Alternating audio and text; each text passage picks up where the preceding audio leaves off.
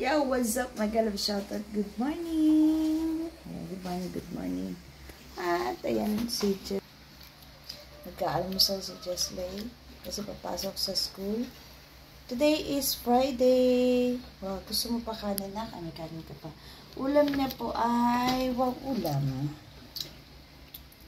ulam caldereta. Ang kanyang almusal. At ayun naman si Kyla. Ang kanyang kuyang aking panganay, kumakain din. Parang wala kang ulam na. Kumuha ka pa dun, meron pa. Hi. Shoutout po sa inyong lahat. Kagabi umulan siya, pero hindi naman po kalakasan. Kaya malamig kagabi. Sumisikat ang araw ngayon. Shout out sa inyong lahat. Walang ambon. May papakita po ako sa inyong lahat.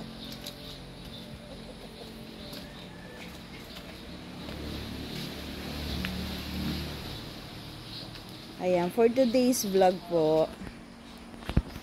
Ayan, papakita ko po sa inyo si Pipay. Malapit na pong mga anak si Pipay. Ayan, kumakain ngayon si Pipay. Ayan. Hello, Pipay. Good morning. Good morning, Pipay. Makain si Pipay.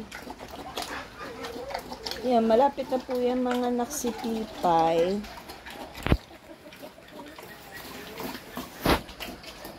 Ayan na. Laki na po ng tiyan ni Pipay. Tapos, ang lalaki na ng kanyang dede. Namumula na.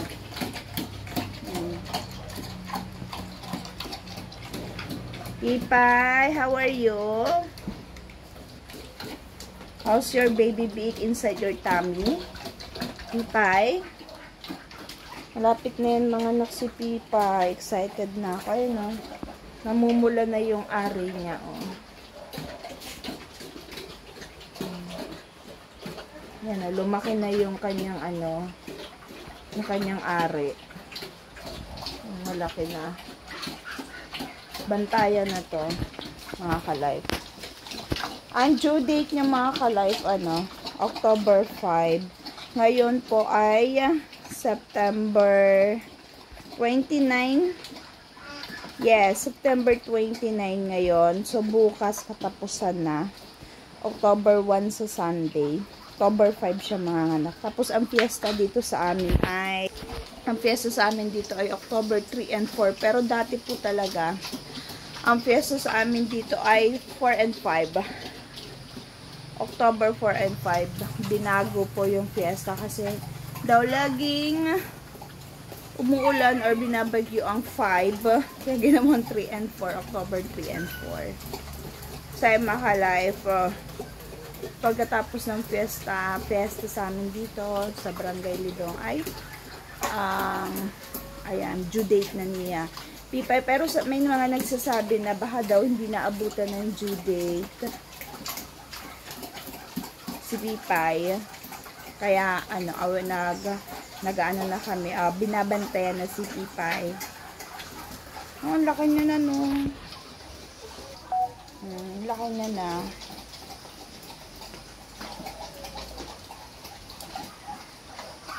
Diet po yan mga ka-life. Isang lang ang nilalagay na pagkain sa kanya. Isang scoop lang. Tapos morning at hapon lang siya kumakain. Hindi siya pinapakain ng ng tanghali. Pero pag nanganak na po siya, pwede na po siya pakainin ng morning, tanghali at saka hapon. Tapos magiging 2 scoop na. Tapos ang kinakain niya mga ka-life ngayon is yung pampagatas po. Milk maker po ang kanyang kinakain ngayon. Pedrolac milk maker Pro Mama. Mamaya papakita ko sa inyo yung kinakain niya. Yung dede niya mga ka-life, laki na, kulay pink na. Yung dede niya mga ka-life, yung kanan 7. Tapos yung kaliwa, 8. So, 15 yung dede niya, 15. Tapos, ito nga po pala mga ka-life. mga ka-sarge, mga kabesh. Ayun. Ginawa na po siya ng batawag dyan, ayan, para kapag, kasi palagi na ulan dito sa amin, malamig, lalo na sa gabi, malamig sa gabi, kaya ginawan ni Papa tsaka ni Mama. Si Mama ang nagtahi niya, hindi ko na i-vlog. Tinahi ni Mama yung, ayan yung dati niya kasing kinakain, bimig ang dati niyang kinakain. Dami biik, pang padami ng biik yan. Ayan. Maganda yung sako niya. Kaya ginawa ni Mama, tinahi niya. Tapos, yan, ginawa nila ni Papang dito, harang. Ayan, paikot po yan. Ayan, paikot. Para po hindi po siya lamigin, lalo na pag nanganak siya, si Pipay, kahit na gabi, ayan, okay lang. Pero sana manganak siya ay morning or hapon, wag gabi. Pero may ilaw naman po siya, ayan, yung ilaw niya. Ito, hindi nagana, nagpapatay sindi siya. Ayun yung gumagana ng ilaw niya. So, yung mga ka-life, naka-safety na siya. Ang kailangan na lang ay yung paglalagyan ng biik. Yung paglalagyan ng biik ay yung karton. May mga karton na kami doon. Tsaka naka-prepare na din yung yung mga damit ng pampunas. Ayan. Magandang klaseng sako to. Ayan. Magandang klaseng sako to. Kaya ayan, ginawa ni Mama. Pinahi niya. Tapos pinako naman ni Papa. Para, ayan, kahit umulan ng malakas, hindi mababasa si Pipay at yung mga biik. Doon ilalagay ang biik ata doon. Ayan, Pipay, ubos na yung kinakain mo. Ubos na, Pipay.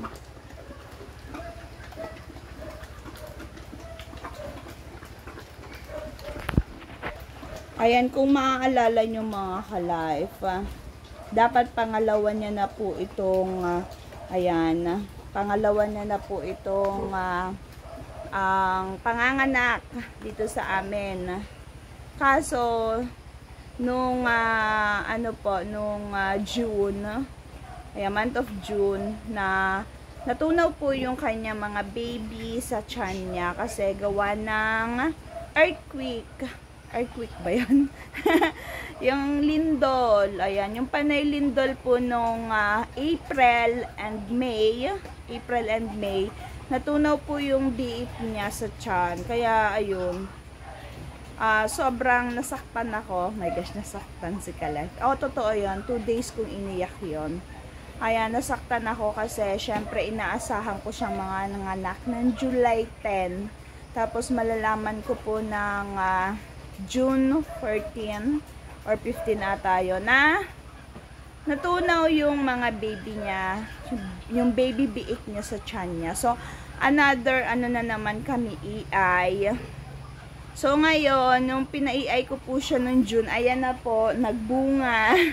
Nagbunga na po. Ay, hindi pa, ayan na, manganak pa lang pala siya. So, ay excited na akong,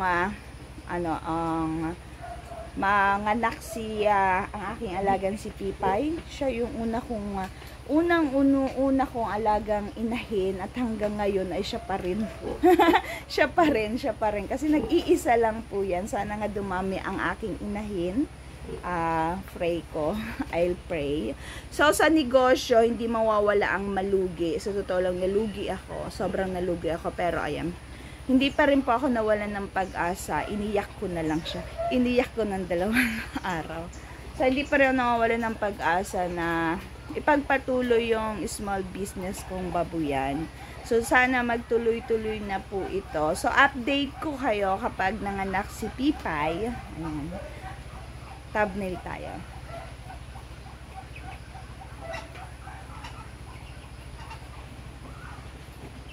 Ayan, update ko po kayo kapag nanganak na si Pipay. Papakita ko po sa inyo kapag nanganak po siya. At kung ilan po yung baby biik niya. Ayan, sobrang excited talaga ako na manganak ang aking si Pipay. Kasi ang hirap sa sa pagnegosyo din po, mga ka-life, mga kasawid. Hindi po basta-basta. Hindi po basta-basta kasi talagang gagastos ka sa pagkain. Hindi mo siya pwedeng tipirin yung ano po, yung ginagawang palaki. Halimbawa yung baby biik, yung biik po, palakihin mo po, gagawing yung ibebenta mo ng 3 to 4 months. After 3 to 4 months, ibebenta mo. Hindi mo po pwede siyang bitinin sa pagkain.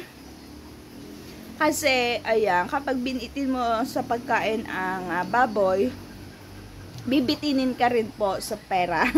Ayan, kapag binenta mo yung baboy mo na kulang sa pagkain, kulang din po yung sa timbang, kulang din sa laki. Ayan, kasi nasa timbang po yun. At depende kung mataas yung presyo at depende kung mababa ang presyo. At sa pagbababuyan din po, nalaman ko na mas maganda daw po na pag nagpalaki ka ng baboy, ano ba tawag dito, yung halimbawa yung baby, yung biik, palalakihin mo hanggang 3 months to 4 months, ang bentahan daw po talaga is mas maganda 4 months. At ayun nga po, kailangan sagana sa pagkain para may dilensya ka, may kitain ka ng malaki. At mas maganda daw po yung maramihan na pag-aalaga ng baboy, hindi yung paisa-isa, 2, 3. Kasi konti lang yung magiging ano mo doon, kita. Kaya may nagsabi sa akin kung magpapalaki daw po ako ng baboy at ibebenta ko after 4 months, mas maganda daw po yung maramihan para mas malaki ang kita. Ayan. Kaso, doon naman tayo magigipit sa pagkain ng baboy. Kasi, sobrang mahal po ng pagkain ng baboy. Totoo po yun. Tapos, hindi mo pa siya pwedeng tipirin. Hindi pwedeng kaning baboy lang ang ipapakain mo. Kasi, ayan, titipirin ka rin ng alaga mo pagdating ng ganyan. Ayan, shout out sa nagsasabing, may nagsabi po kasi na kaning baboy na lang daw po ang ipakain sa, ano ba tawag doon, yung binibentang baboy, aalagaan mo ng biik, tapos palalakihin mo hanggang 3 months to 4 months. Sabi niya, kaning baboy na lang daw po ang ipakain, yung mga tira-tirang pagkain ng yung katulad ng tirang pagkain na kanin, kaya mga gulay-gulay, ay sa nagsasabi pong gano'n ay hindi po pwede po yun. Kasi kailangan po ay feeds, kailangan niya po ng feeds. Pwede po yun sa mga inahin na katulad nito, pero ingat ka rin po, kasi katulad niya, buntis si Pipay, maselan din po yan. Pwede kasi mag-post sa baby niya. Katulad din po sa babae, sa mga nanay na nagbubuntis, ayan, iniingatan. Kaya hindi namin basta-basta pinapakain si Pipay ng kung ano-ano. Feeds din po yan na nilalagyan po ng tubig. Hindi namin, yung iba po nilalagyan po ng, ba tawag dito? Yung ano ng palay. Ano nga yun, ma? Bidaw. Ayan. Yung iba po, inahaluan po ng bidaw. Pero kami po, hindi po namin hinaluan ng bidaw yung pagkain ni Pipay. Kasi ang iniisip po namin, baka magkaroon po ng cause po sa dinadala niyang mga baby biik. Kasi buntis po siya. So, baka, kapag nagkamali daw po ng pakain, bataw, may halo po kasi yon, may sinasabi si pa. Darak. Ayan, darak. Yung iba po, pinagpapakain po sa inay ng darak para mas makamura. Pero, may tendency po na maka-apekto po sa baby biik niya po. Kaya kami, nakakatakot pong mag-try ng ganon try. Kasi, maapektuhan naman po yung dinadala niya. Kaya kami hindi namin po hinahaluan. Pure feeds po siya, tas tubig na lang po siya. Sagmaw ang tawag doon, sagmaw. Pero, kung yung ibebenta mong baboy, hindi mo rin pwedeng haluan ng tubig. Yung iba po naghahalo ng tubig, pero kami po ay pure feeds para mas mabigat po siya. Kasi pag hinaluan po ng tubig, magaan po ang timbang. Matatalo ka po sa timbang. Ayan po. Kaya yan, sa ngayon marami na tayong nalalaman sa pag-aalaga ng baboy. Dati ay wala akong alam dyan. At ayan, sa mga hindi nakakaalam, ayun, ganun din po yun. Kaya sa nagsasabi sa akin na tipirin yung baboy. Shout out sa'yo. Ayan. At maraming salamat po. Sana dumami ang aking, ang aking alaga. At ayan na. Tinan mo si Pipay. Tinan mo si Pipay. Pipay, anong ginagawa mo? Ay, unti-unti siyang nahiga. Ganyan si Pipay, oh. Unti-unti siyang nahiga, oh. Iniingatan niya yung mga baby niya. Busog na, Pipay. Ingat, Pipay, ha. Alagaan mo yung mga baby big mo sa tiyan mo. Okay? Pahinga ka na, ha. Tawagin mo kami kapag manganganak ka na. Okay? Mag-ingay ka kapag manganganak ka na, ha. Pipay? Ayan, oo daw. Sumasagot yan sa akin. Alam niya pangalan niya eh. Pag tinawag ko siyang Pipay, sasagot yan, Pipay! Hi, Pipay! Oh, diba? Sumasagot na, alam niya kasi pangalan niya. So, ayan mga ka-life. So, yun lang mga ka-life. Ito, for today's vlog po ay, ayan, pinaalam ko lang po sa inyo na ayan, tuluyang nabuntis si Pipay, pangalawang buntis niya. At sana, ayan, pa-update ko ulit sa inyo, yung panganganak niya. Papakita ko po siya kung paano siya manganak. Huwag lang sana tayo maano ni YouTube. Yung mga baby biik niya, ipapakita ko. At malalaman nyo po rin po kung ilan yung biik niya. Yung ipapanganak niya. Ayan, shoutout sa mga manok. Shoutout mga kabir. Mga kabir po yan. Ayan. Kabir ng kuya ko yan eh. Tapos yung pato. Tsaka mga life back na ako dito sa bahay kasi titinan ko baka hindi pa nag-aasikaso yung dalawa kong estudyante. At malilate sila. Dami namin sinampay. Mas marami yung kahapon. Natuyo na yung iba kasi uminit kahapon. Umulan ng hapon-hapon na. Ayan yung mga hindi pa natuyo. Sana uminit ngayon para matuyo sila. Pero I think iinit na siya. Jesley, ba't hindi ka pa sumabay kay Kuya maligo? Nag-toothbrush ka na, Nat? Jesley? Nag-toothbrush ka na? Very good. So, yung mga ka-life, magkakapi na ako. Ayan, kakapi na tayo. At ipiprepare ko muna pala yung susuotin ni Jesley. Si kuya niya, siya na yung nag-aasikaso. Pero sa kay Jesley po, ako pa rin po nag-aasikaso. Prepare ko na lang po yung susuotin niya. At yun nga po mga kalay, mga kasawers, hanggang dito na lang po yung aking vlog. See you on my next vlog po. At abangan nyo po yung update kay Pipay. Ayan, ako sobrang excited. Ayan po, maraming salamat po sa inyong lahat. Bye-bye. See you on my next vlog. I love you all.